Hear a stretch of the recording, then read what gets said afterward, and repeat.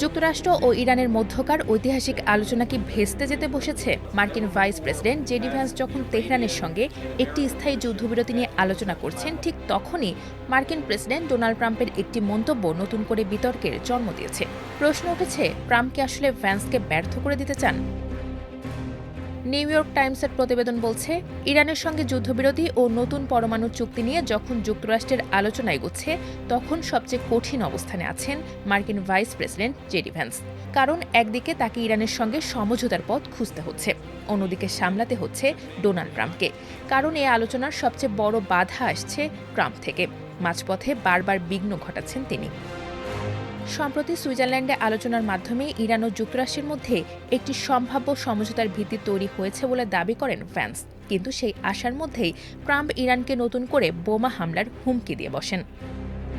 Fox নিউজকে দেওয়া এক সাক্ষাৎকারে ট্রাম্প বলেন, যদি ইরান হরমুজ প্রণালী বন্ধ করে দেয়, তাহলে আলোচনার অংশ নেওয়া ইরানি প্রতিনিধিরা আর নিজেদের দেশে ফিরতে পারবেন না, কারণ ফিরে যাওয়ার মতো কোনো দেশই আর থাকবে না।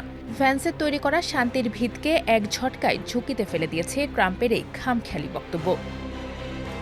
এখানেই শেষ নয়। ট্রাম্প বলেছেন, যদি এই চুক্তি সফল হয়, এর কৃতিত্ব তিনি নেবেন, আর যদি ব্যর্থ হয়, তবে তিনি জেডি ভ্যান্সকে দোষ দেবেন।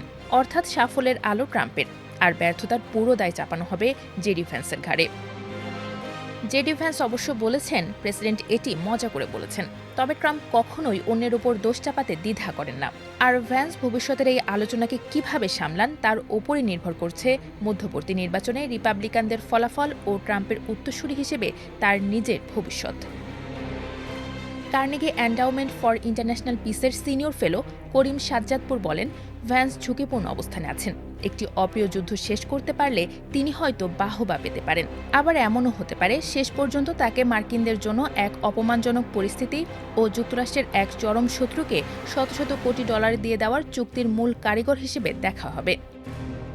ভ্যান্স অবশ্য এসব প্রকাশ্য দ্বিমতকে খুব একটা পাত্তা দিচ্ছেন না। তিনি বলেন, আমি সংবাদ মাধ্যমকে শুধু এইটুকুই অনুরোধ করব, ইরানের সামাজিক যোগাযোগ মাধ্যম থেকে যা আসছে তা একটু কম বিশ্বাস করুন। তারা আলোচনার ক্ষেত্রে বিভ্রান্তি তৈরি করতে পারে, তবে আমাদের মনে হচ্ছে আমরা অগ্রগতির দিকেই যাচ্ছি। এদিকে জেডি ভ্যান্স যখন এই আলোচনা ও নিজের রাজনৈতিক ভবিষ্যতের মধ্যে ভারসাম্য বজায় রাখার চেষ্টা করছেন, তখন ট্রাম্প কয়েক মাস ধরে তার ঘনিষ্ঠ ব্যক্তিদের কাছে জানতে চাচ্ছেন ভ্যান্সের মধ্যে প্রেসিডেন্ট হওয়ার মতো যোগ্যতা আছে কিনা। ডোনাল্ড ট্রাম্প প্রায়ই ভ্যান্সের সঙ্গে পররাষ্ট্রমন্ত্রী মার্কো রুবিওর তুলনা করেন।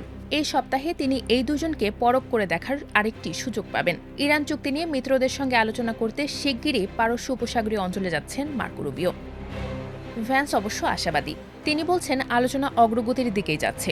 এখন দেখার বিষয়, ট্রাম্পের খামখেয়ালিপনা আর ইরানকে সামলে জেডি ভ্যান্স কোনো স্থায়ী শান্তি চুক্তি আনতে পারেন কিনা, নাকি এই আলোচনার টেবিলেই বলি দিতে হয় তার নিজের রাজনৈতিক ভবিষ্যৎ।